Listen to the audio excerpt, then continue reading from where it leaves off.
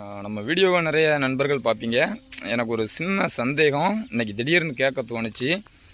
நம்ம கொஞ்சம் படிக்கலை, அதனால் கேட்போம் அப்படிங்கிற மாதிரியாக கேட்கேன். உங்களுக்கு தெரிஞ்ச ஏதாவது கொஞ்சம் கமெண்டில் சொன்னீங்கன்னா நம்மளும் பார்த்து தெரிஞ்சுக்கிடுவோம், நம்ம நண்பர்களும் பார்த்து தெரிஞ்சுக்கிடுவாங்க. இப்போ நம்ம கிட்டத்தட்ட ஒரு 14 வருஷமாக விவசாயம் பண்ணிக்கிட்டே இருக்கோம். விவசாயின்னு நான் சொல்லிக்கிடுதேன். அப்போ மத்திய அரசு, மாநில அரசுகள் நிறைய சலுகைகள் விவசாயத்துக்கு வழங்கிக்கிட்டே இருக்காங்க. இதில் உதாரணத்துக்கு மத்திய அரசு கூட இப்போது ஒரு 6000 ரூபா வருஷத்துக்கு கொடுக்குறாங்க. ஆனால் நான் விவசாயம் பண்ணுறேன், குத்தகை நிலத்தில் பண்ணுறேன். அப்போ இந்த மாதிரியான விஷயம் எதுவுமே என் பேரில் நிலம் இல்லை.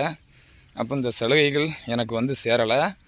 இதுக்கு எதுவும் வழி இருக்கா? நம்ம அதாவது அரசு வழியில் கிடைக்கிற நலத்திட்டங்களை வாங்க வாய்ப்பு இருக்கா? ஆனால் நானும் விவசாயம் தான் பண்ணுறேன், நிறைய இளைஞர்களும் பண்ணிக்கிட்டு இருக்காங்க. உங்களுக்கு ஏதாவது தெரிஞ்சுது அப்படின்னா சொன்னீங்கன்னா நம்மளும் போய் அந்த நலத்திட்டத்தின் கீழ் கொஞ்சம் பயன்பெறலாம்.